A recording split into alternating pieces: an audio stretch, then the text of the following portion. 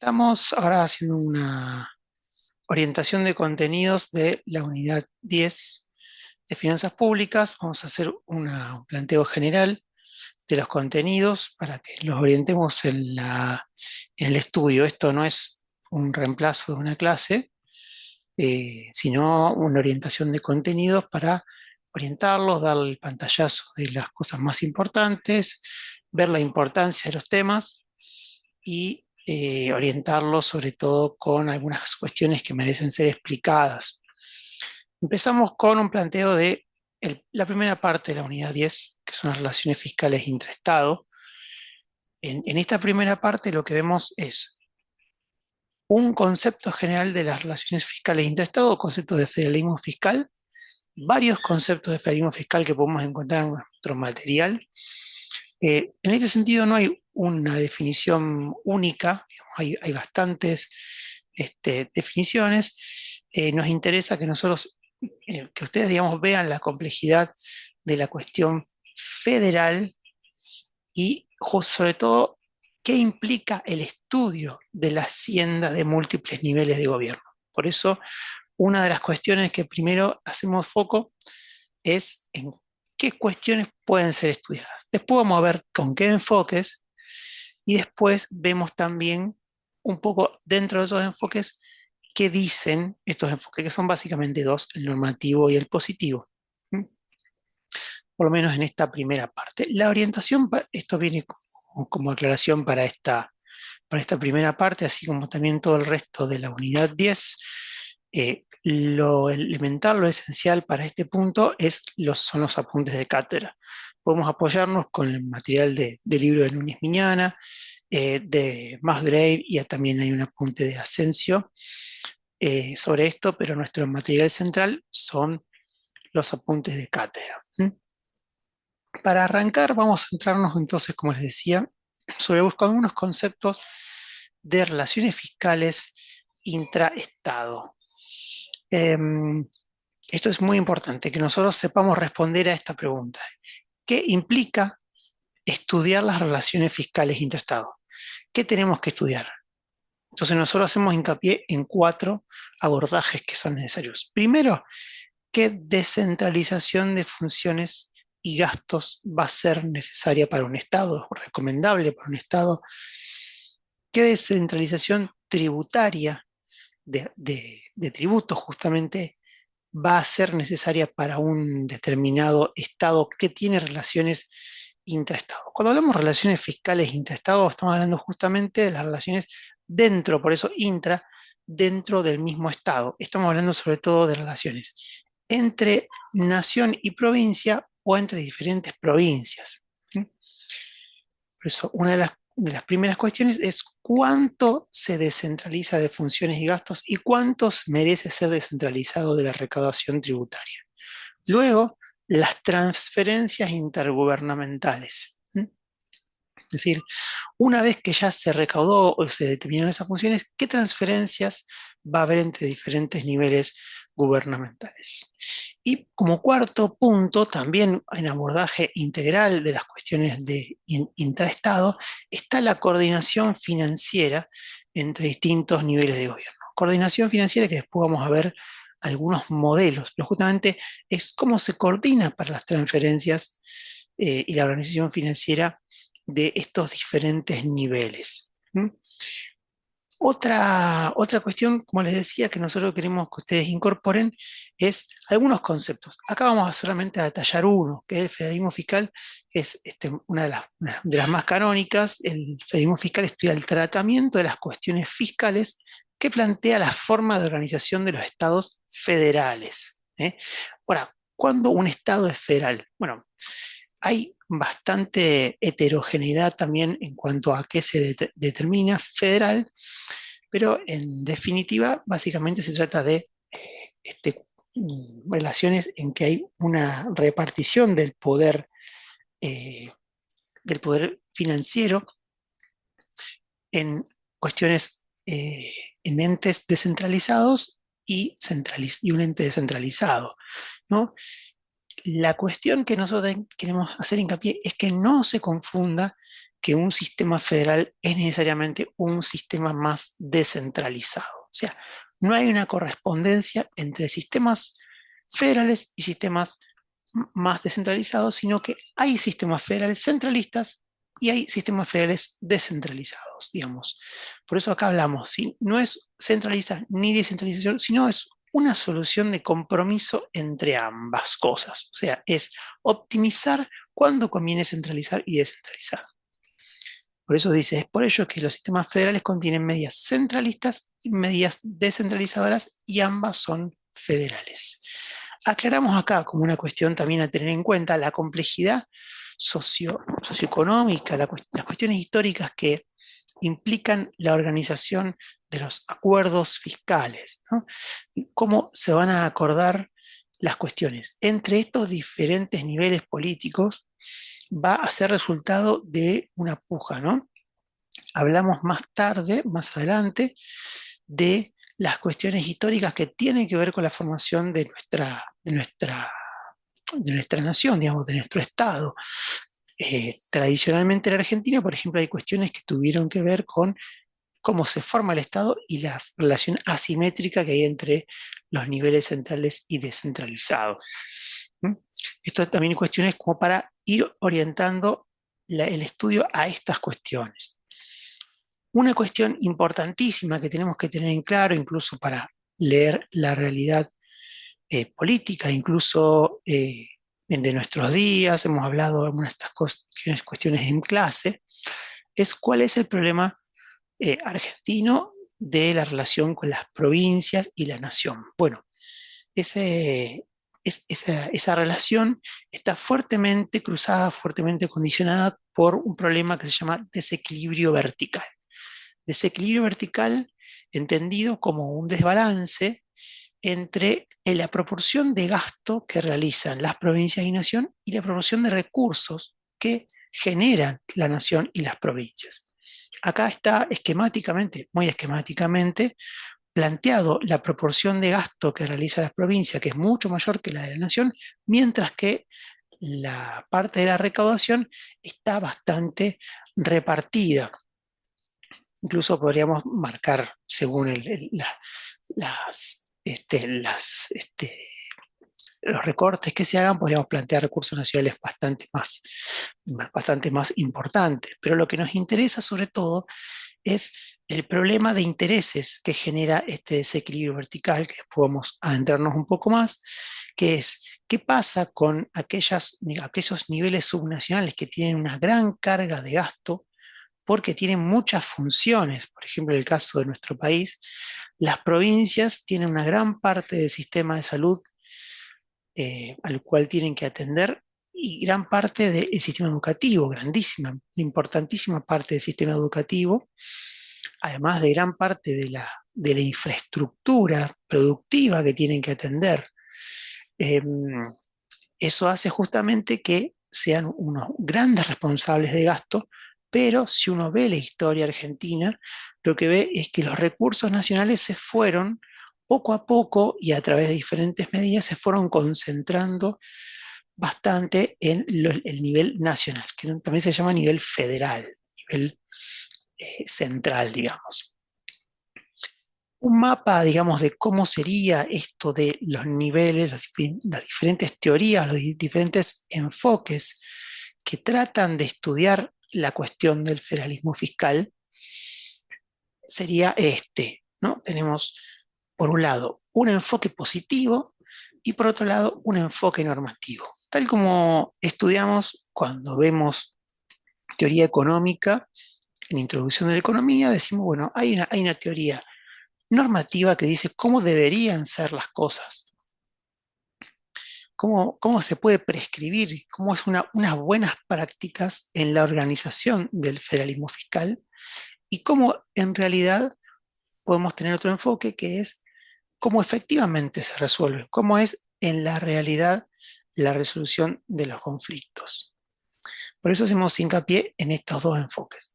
Ambos en realidad parten de supuestos diferentes y de marcos teóricos diferentes desde el punto de vista de la teoría económica.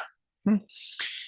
Ahora vamos a hacer un repasito un poco más general de cada uno, pero lo que me interesa sobre todo es que tengan este mapa de qué podemos esperar que nos diga el enfoque normativo. El enfoque normativo nos va a hablar, en principio, de las cuatro funciones que nosotros le atribuimos a la hacienda pública. Acá me estoy remontando a la unidad uno. Hablábamos que la hacienda pública tenía funciones de asignación, de distribución y estabilización y de promoción del desarrollo. Acá van a encontrar en el apunte que hay una mención justamente a cómo se trata en la resolución del federalismo fiscal esas cuestiones. Entonces, por ejemplo, nos van a hablar de cómo se puede hacer la función distributiva desde la óptica del federalismo fiscal. ¿Qué cuestiones a tener en cuenta son la función de estabilización? Sobre todo el enfoque normativo, al hacer una prescripción, lo que va a tratar es de definir qué nivel se tiene que hacer cargo, si el nivel central o el nivel descentralizado, o el nivel local, podríamos decir, qué nivel de gobierno tiene que hacerse cargo de cada una de estas funciones. Lo que vamos a ver, sobre todo, es que las funciones de asignación pueden estar repartidas en general, según este enfoque, entre provincias, nación. Lo digo provincia y nación de alguna manera para que nosotros sea un lenguaje cotidiano, digamos, lo cual nosotros solemos hacer referencia, pero en el apunte y en los libros van a encontrar que se habla de el, el nivel central, cuando nosotros nos referimos al nivel nacional, y las haciendas subnacionales, cuando hablamos de las provincias o los niveles descentralizados, los niveles locales, cuando hablamos de provincias o municipios, ¿no? Recordemos que cada país, muchos países, lo que nosotros conocemos con provincias se llaman estados, distritos, etcétera. Así que yo voy a mencionar provincia, municipio, para tenerlo en lenguaje accesible. Les decía, las funciones de asignación lo van a repartir entre todos los niveles, mientras que las funciones de distribución, estabilización y la función de promoción del desarrollo lo va a reservar el enfoque normativo para los niveles nacionales, ¿no? Una cuestión de justamente la coordinación con muchas otras niveles de política económica que tiene a cargo el gobierno central. ¿Mm?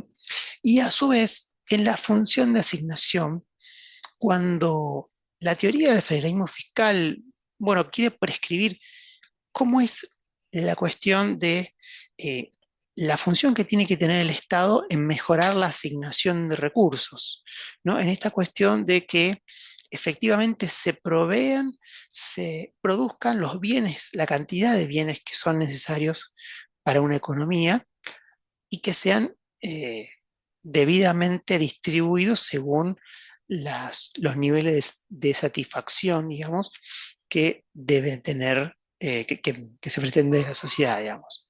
En esta cuestión, en esta función de asignación que hace el federalismo fiscal, bueno, van a decir, acá hay tres cuestiones que se, que se detallan, que son justamente condicionantes de cómo se van a distribuir los recursos en diferentes niveles. Con esto, a ver, ¿qué queremos decir? Cuando nosotros vamos a definir si un determinado servicio lo va a dar la nación a las provincias o los niveles municipales, lo que vamos a ver son probablemente algunos de estos tres condicionantes. Por un lado está la particularización de los servicios, ¿no? La particularidad, la posibilidad que tienen los niveles subnacionales, los niveles locales, de adaptar, de controlar, de hacer de alguna manera una provisión adecuada de acuerdo a las particularidades locales de esas poblaciones. Por lo cual, la particularización de los servicios nos habla de la necesidad de una provisión más descentralizada de los bienes. ¿Mm? O sea, cada una de estas cuestiones va a tener una tendencia a la centralización o descentralización. La particularización, decimos, tiende más a la descentralización. ¿Mm? Economías de escala, ahí es otro parámetro, entendiendo que en la provisión de los servicios públicos suelen darse economías de escala. Economías de escala, vimos este principio que tiene que ver con la mejora económica que tiene la provisión de algo a grandes escalas, ¿no? Entonces, desde ese punto de vista, en muchos casos, los servicios conviene que sean provistos por los niveles más centrales o ya con alcance territoriales más extensivos, justamente por el hecho de que determinados servicios conviene que sean producidos a escala, conviene que sean producidos masivamente de alguna manera, porque justamente es más económico, más eficiente desde el punto de vista económico esa provisión que la forma descentralizada. Y el otro aspecto que tenemos es el efecto derrame, que también es un aspecto que nos va a dar una centralización, digamos. Es un aspecto que tienen los servicios, el derrame es un aspecto que sucede con los servicios públicos, que justamente hace que los servicios convenga que sean proveídos por niveles centrales. ¿Mm? Efecto derrame, recordemos que se refiere justamente a el, el hecho de que la provisión en un determinado territorio tiene un efecto de derrame, tiene un alcance mayor que el territorialmente original, está definido originalmente. El ejemplo típico del efecto de derrame es la salud pública de la ciudad de Rosario. Cuando se habla de efecto derrame, uno de los ejemplos emblemáticos es esto. Se habla de que, bueno, la política de salud ejemplar que tuvo la municipalidad de Rosario generó que muchas personas de los alrededores de Rosario vengan a atenderse a a los lugares de atención, a los sanatorios, a los hospitales públicos, y eso justamente se puede decir, hay un efecto derrame del servicio de salud hacia otros territorios, con lo cual la recomendación desde este enfoque normativo va a ser, bueno, entonces conviene en todo caso que esa provisión, ese servicio, sea proveído por un nivel más elevado, digamos, sea proveído por el nivel provincial, por ejemplo, ya que va a tener alcance en diferentes territorios. ¿Mm? Vamos a hacer una pequeña distinción en cuanto al enfoque normativo y positivo también. En el apunte van a encontrar algo bastante más extenso. Lo que nos interesa sobre todo es hacer hincapié en que así como parten de diferentes teorías, diferentes marcos del pensamiento económico, también van a terminar dando diferente recomendación. Es decir, podemos decir que el enfoque normativo tiene como base lo que nosotros estudiamos en esta unidad, en la unidad uno de esta materia, que son las fallas del mercado. Y lo que tiene como base de supuesto de comportamiento es un principio altruista de la política pública. Es decir, va a pensar bien del hacedor de política pública, va a pensar que el hacedor de política pública está en función de los intereses públicos, va a hacer la mejor elección que sea mejor para la población, ¿no? Por eso justamente toma la postura prescriptiva, justamente de división de funciones y recursos, y va a tener como consecuencia que justamente se puede dar ese desbalance vertical. Este desbalance vertical que trazábamos que sucede en Argentina, en muchos casos hace que, de alguna manera, causa de esa prescripción, ¿no? Acá, por supuesto, dependiendo del territorio, dependiendo de las características de los servicios, etcétera, pero en general tiene un planteo centralista con un fuerte desbalance vertical a cubrir con transferencias. Es decir, vamos a hacer una, una centralización de la recaudación, pero vamos a luego a equilibrar este sistema a través de transferencias. Esa transferencia lo que conviene para justamente balancear este desequilibrio, conviene que sean lo más prolijas, lo más normadas posibles y de alguna manera que, como vamos a ver luego, provean un marco justamente de responsabilidad fiscal, un marco de equilibrio en cuanto a la responsabilidad de los entes que recaban y la responsabilidad de los entes que gastan. ¿Mm? El enfoque positivo, nosotros le decimos acá elección pública, en inglés se llama public choice, es de alguna manera el nombre en términos de la teoría que se conoce con este enfoque positivo, plantea más bien como base un fracaso del Estado. Es más bien alguien que desconfía del Estado como decisor, de los gobernantes como decisores, por lo tanto plantea un principio no altruista de la política pública, o sea, desconfía de la benignidad de sus intervenciones. Dice más bien, esto también lo podemos ver en otros casos, cuando hablábamos del gasto público, también hacíamos referencia al public choice y dice, bueno, en realidad los hacedores de política en realidad lo que van a tratar es no de proveer al bien común, sino más bien de aumentar el presupuesto para tener en todo caso mayor poder político, para haber un ciclo electoral del gasto para justamente perpetrarse en el poder los funcionarios, para perpetrarse, para tener mayor poder los candidatos, etcétera. Hay como un énfasis mucho más en esas cuestiones para la explicación de lo que hace el Estado, lo que hacen los gobiernos. Por lo tanto, lo que van a recomendar es la competencia entre gobiernos. ¿Por qué? Porque justamente aumenta la eficiencia. Por lo tanto, lo que genera como consecuencia es una defensa enfática de la descentralización. Va a tener como diagnóstico, conviene la mayor descentralización para proveer justamente mayor eficiencia por la competencia que genera. Ya para ir cerrando, tienen a disposición este cuadro que está sacado de nuestros libros. Eh, es de alguna manera una síntesis del enfoque normativo. El enfoque normativo, como les decía, tiene asignaciones de funciones y tiene asignaciones de recursos según lo que es recomendable. En esto van a ver algo de lo que dijimos anteriormente. ¿Cómo conviene hacer la asignación de gastos, ¿no? Según el alcance territorial de los bienes públicos, se va a definir el nivel federal, el nivel provincial o el nivel local. O en algún caso, por ejemplo, cuando haya bienes con externalidades y economías de escala, va a proponer la provisión a nivel federal o provincial. Y las funciones, como les decía, que tienen que ver con el crecimiento, distribución y promoción del desarrollo, van a ser reservadas para el nivel federal. Justamente como bien dice el apunte, porque están fuertemente ligadas a otras políticas que tienen que ver con la política monetaria, que tienen que ver con los ciclos de endeudamiento, etcétera, lo cual hace que esas funciones de distribución y promoción del desarrollo y de estabilización tengan que estar más coordinadas de alguna manera con estas funciones.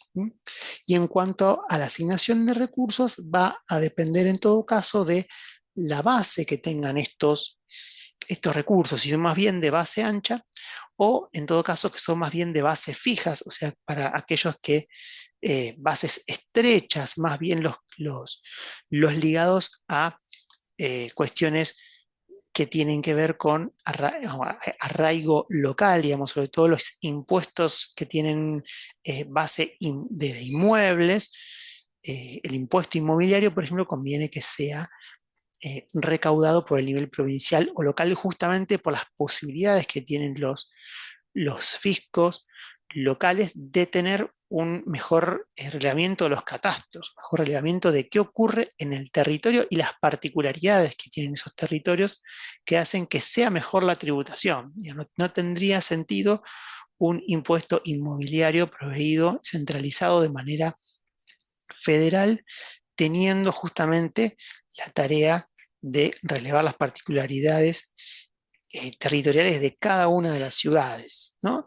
Y bueno, por supuesto, conforme al principio del beneficio, es decir, estas cuestiones que tengan que ver más con cuanto más ligado esté con el principio de beneficio, cosa que vimos en la unidad 5, recordemos, es decir, aquellas contribuciones que están asociadas al nivel de beneficio que yo obtuve de ese nivel de ese servicio, conforme al beneficio que tuve, hago mi contribución. Para esos casos, los que tienen el principio de beneficio, conviene que sean proveídas por los niveles locales. Entonces, lo que nos interesa, como verán, tiene que ver sobre todo con las cuestiones del enfoque normativo, distinguir el enfoque normativo y positivo y saber qué cuestiones se estudian del federalismo fiscal y de los sistemas federales.